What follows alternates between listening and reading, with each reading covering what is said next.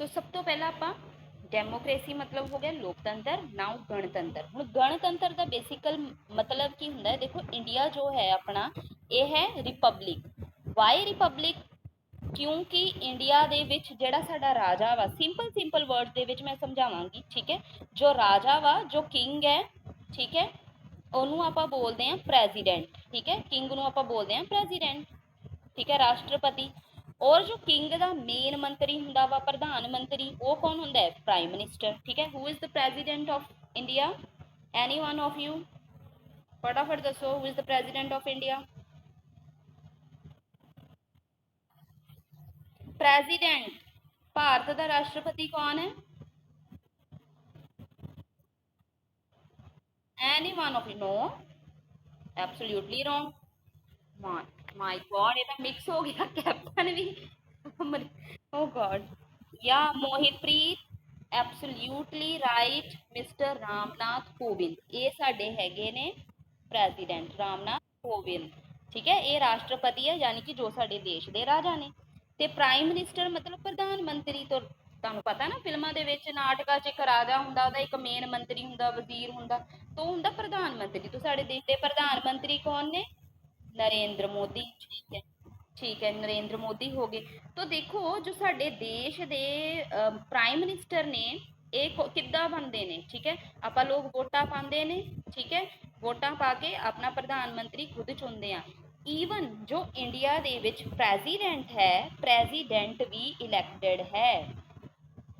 President मतलब राजा, राजा भी जो है इंडिया दे विच वो भी इलैक्टेड है, यानी कि उन्होंने भी असी वोट पा के चुनते हैं। जिन्ने भी असी मीनस कि ਜਿਹੜੇ ਅਸੀਂ ਆਪਣੇ ਪ੍ਰਤੀਨਿਧੀ ਚੁਣਦੇ ਹਾਂ ਵੋਟ ਪਾ ਕੇ ਅੱਗੇ, ਉਹ ਠੀਕ ਹੈ ਆਪਣੇ ਵਿੱਚੋਂ ਕਿਸੇ ਨਾ ਕਿਸੇ ਇੱਕ ਨੂੰ ਆਪਣੇ ਦੇਸ਼ ਦਾ ਰਾਜਾ ਚੁਣ ਲੈਂਦੇ। ਯਾਨੀ ਕਿ ਬੇਸਿਕਲੀ ਦੇਸ਼ ਦਾ ਰਾਜਾ ਵੀ ਕਿਹਨੇ ਚੁਣਿਆ ਵਾ? ਪਬਲਿਕ ਨੇ, ਠੀਕ ਹੈ। ਪ੍ਰਾਈਮ ਮਿਨਿਸਟਰ ਵੀ ਕਿਹਨੇ ਚੁਣਿਆ? ਪਬਲਿਕ ਨੇ, ਠੀਕ ਹੈ। ਔਰ ਯਾਨੀ ਕਿ ਇੱਦਾਂ ਨਹੀਂ ਚੱਲ ਰਿਹਾ ਹੈਗਾ ਵਾ ਕਿ ਕੋਈ ਇੱਕ ਬੰਦਾ ਰਾਜਾ, ਅੱਗੋਂ ਉਹਦੇ ਬੱਚੇ ਵੀ ਰਾਜਾ ਬਣ ਰਹੇ ਨੇ, ਅੱਗੋਂ ਉਹਦੇ ਬੱਚੇ ਰਾਜਾ ਬਣਦੇ ਨੇ, ਇੱਦਾਂ ਦੀ ਕੋਈ ਚੀਜ਼ ਨਹੀਂ ਹੈ। ਯਾਨੀ ਕਿ ਜਿਹੜਾ ਰਾਸ਼ਟਰਪਤੀ ਹੈ, ਪ੍ਰੈਜ਼ੀਡੈਂਟ ਹੈ ਇੰਡੀਆ ਦੇ ਵਿੱਚ, ਉਹਦੀ ਵੀ ਚੋਣ ਹੁੰਦੀ ਹੈ। तो इंडिया जो है डेमोक्रेटिक कंट्री है प्लस रिपब्लिक कंट्री भी है। ਹੁਣ ਮੈਂ ਤੁਹਾਨੂੰ ਕੰਪੈਰੀਜ਼ਨ ਕਰਨ ਦੇ ਲਈ ਇੱਕ ਐਗਜ਼ਾਮਪਲ ਦਿੰਨੀ ਆ। I take the example of England. ਅਗਰ ਤੁਸੀਂ ਇੰਗਲੈਂਡ ਦੀ ਗੱਲ ਕਰੋ, England is democratic but not republic. Why? ਕਿਉਂਕਿ ਇੰਗਲੈਂਡ ਦੇ ਵਿੱਚ ਕੁਈਨ ਦਾ ਰਾਜ ਹੈ, ਠੀਕ ਹੈ। ਕੁਈਨ ਅੱਗੋਂ ਉਹਨਾਂ ਦੇ ਜਿਹੜੇ ਬੱਚੇ ਆਉਂਦੇ ਨੇ, ਰਾਣੀ ਦਾ ਰਾਜ ਹੈ ਨਾ, ਅੱਗੇ ਉਹਨਾਂ ਦੇ ਜਿਹੜੇ ਬੱਚੇ ਆਉਂਦੇ ਨੇ ਉਹੀ ਅੱਗੇ ਜਾ ਕੇ ਰਾਜ ਕਰਦੇ ਨੇ, ਠੀਕ ਹੈ। ਤੋ ਦੈਟਸ ਵਾਈ ਇੰਗਲੈਂਡ ਦੇ ਵਿੱਚ ਦੇਖੋ ਪ੍ਰਾਈਮ ਮਿਨਿਸਟਰ ਦੀਆਂ ਇਲੈਕਸ਼ਨਸ ਹੁੰਦੇ ਨੇ ਇੰਗਲੈਂਡ ਦੇ ਵਿੱਚ, बट उत्थे प्रेजिडेंट नहीं है, उत्थे है क्वीन, अगों उन्होंने जोड़े बच्चे होंगे ने उही अगे फिर दोबारा राज सामते ने, ठीक है। So that's why England is democratic but not Republic. India is a republic because इत्थे का जो राजा है, प्रेजिडेंट है, वो भी असी आप चुनते हाँ। हुण तुहानूं क्लीयर है मीनिंग डेमोक्रेटिक एंड रिपब्लिक का? किसी नूं डाउट? किसी नूं? बेटे गणतंत्र नूं ही रिपब्लिक बोलते हैं पंजाबी या हिंदी दे विच। रिपब्लिक नूं सॉरी पंजाबी हिंदी दे विच आपां गणतंत्र बोलते हैं। क्लीयर है?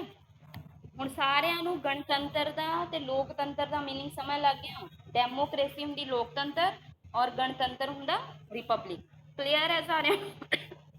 ठीक है, हाँ जी। तो हुण आपां देखदे हां कि process of formation of Indian constitution. Formation की हुंदा? बनतर। तो यानी कि किद्दां बनिया भारत का कॉन्स्टिट्यूशन जिहड़ा संविधान कदों बनिया? हुण देखो 1947 दे विच की है कि साडा देश आज़ाद हो गया, ठीक है। तो हुण देश आज़ाद होने तो बाद तो जिहड़ा हर एक देश हुण साडे पहली बार देखो इंडिया शुरू तो ही आपां अधीन आंदे आए आ। पहला आपां दिल्ली सल्तनत के राजा ने साढ़े ते राज किया, फिर मुगलों ने, फिर उस तो बाद 200 साल अंग्रेजा ने, तो फिर किते जाके बहुत लंबी लड़ाई लड़ के आपां मीनस कि आज़ाद होए हैं और फिर साढ़े देश के विच डेमोक्रेटिक जिहड़ी राज है, गवर्नमेंट है, उसकी स्थापना हुई। तो हुण आपां हुण राज किद्दां करना वा? तो उहदे लई आपां एक कॉन्स्टिट्यूशन बना लिया, आपां एक लॉ बुक बना ली, ठीक है। तो प्रोसैस ऑफ फॉर्मेशन दे विच देखो कॉन्स्टिट्यूशन जिहड़ा सीगा 9 ਦਸੰਬਰ 1946 ਨੂੰ, ਠੀਕ ਹੈ। ਦੇਖੋ ਇੱਕ ਕਨਸਟੀਟਿਊਐਂਟ ਅਸੈਂਬਲੀ ਬਣਾਈ ਗਈ। ਕਨਸਟੀਟਿਊਐਂਟ ਅਸੈਂਬਲੀ ਕੀ ਹੁੰਦੀ ਹੈ? ਇੱਕ ਤਰ੍ਹਾਂ ਦੀ ਜਿੱਦਾਂ ਕਹਿ ਲਓ ਕਿ ਇੰਡੀਆ ਦੀ ਪਹਿਲੀ ਪਾਰਲੀਮੈਂਟ ਸੀਗੀ, ਠੀਕ ਹੈ। ਇੰਡੀਆ ਦੀ ਪਹਿਲੀ ਪਾਰਲੀਮੈਂਟ ਨੂੰ ਆਪਾਂ ਕਨਸਟੀਟਿਊਐਂਟ ਅਸੈਂਬਲੀ ਬੋਲਦੇ ਹਾਂ। 6 ਦਸੰਬਰ 1946 ਨੂੰ ਕਨਸਟੀਟਿਊਐਂਟ ਅਸੈਂਬਲੀ ਬਣਾਈ ਗਈ, ਠੀਕ ਹੈ। ਕਿਸੇ ਦਾ ਮਾਈਕ ਔਨ ਹੈ, ਡਿਸਟਰਬੈਂਸ ਹੋ ਰਹੀ ਹੈ, ਆਪਣਾ ਮਿਊਟ ਕਰ ਲਓ, ਠੀਕ ਹੈ। तो कॉन्स्टिट्यूएंट असैंबली बनाई गई, ठीक है। उस तो बाद 9 ਦਸੰਬਰ 1946 ਨੂੰ ਇਹਦੀ ਪਹਿਲੀ ਮੀਟਿੰਗ ਹੋਈ ਔਰ ਪਹਿਲੀ ਮੀਟਿੰਗ ਦੇ ਵਿੱਚ ਇਹਨੂੰ ਹੈੱਡ ਕਿਹਨੇ ਕੀਤਾ? ਡਾਕਟਰ ਸਚਿਦਾਨੰਦ ਨੇ, ਠੀਕ ਹੈ। ਉਸ ਤੋਂ ਬਾਅਦ ਫਿਰ ਦੁਬਾਰਾ 11 ਦਸੰਬਰ 1946 ਨੂੰ ਕਨਸਟੀਟਿਊਐਂਟ ਅਸੈਂਬਲੀ ਦੀ ਦੁਬਾਰਾ ਮੀਨਸ ਕੀ ਮੀਟਿੰਗ ਹੋਈ ਔਰ ਉਹਦੇ ਵਿੱਚ ਪ੍ਰੈਜ਼ੀਡੈਂਟ ਕੌਣ ਬਣੇ?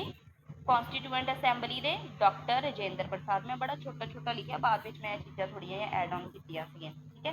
ਔਰ ਉਸ ਤੋਂ ਬਾਅਦ ਜਦੋਂ 1946 ਤੋਂ ਬਾਅਦ 2 ਸਾਲ 11 ਮਹੀਨੇ 18 ਦਿਨ, ਦੇਖੋ ਇੰਡੀਆ ਦਾ ਕਨਸਟੀਟਿਊਸ਼ਨ ਦੁਨੀਆ ਦਾ ਸਭ ਤੋਂ ਲੰਬਾ ਤੇ ਸਭ ਤੋਂ ਵੱਡਾ ਤੇ ਸਭ ਤੋਂ ਵਧੀਆ ਸੰਵਿਧਾਨ ਹੈ, ਠੀਕ ਹੈ। तो 2 ਸਾਲ 11 ਮਹੀਨੇ 18 ਦਿਨ, ਆਲਮੋਸਟ 3 ਸਾਲ ਲੱਗ ਗਏ ਇਹਨੂੰ ਬਣਾਉਂਦੇ ਬਣਾਉਂਦੇ। 1946 ਦੇ ਵਿੱਚ ਸਟਾਰਟ ਹੋਇਆ, ਬਾਅਦ 'ਚ ਜਾ ਕੇ 26 ਨਵੰਬਰ 1949 ਨੂੰ ਇਹ ਕੰਪਲੀਟ ਹੋ ਗਿਆ।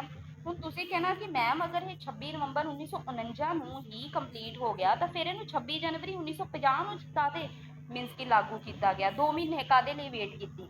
ਉਹਦੇ ਪਿੱਛੇ ਇੱਕ ਵਜ੍ਹਾ ਵਾ। 26 ਨਵੰਬਰ ਜਿਹੜੀ 26 ਜਨਵਰੀ ਡੇਟ ਹੈਗੀ ਆ, ਠੀਕ ਆ। ਦੇਖੋ ਕਮਸ ਇਨਟੂ ਇਫੈਕਟ ਕਦੋਂ ਸੀਗਾ? ਇਫੈਕਟ 'ਚ ਕਦੋਂ ਆਇਆ? 26 ਜਨਵਰੀ 1950 ਦੇ ਵਿੱਚ।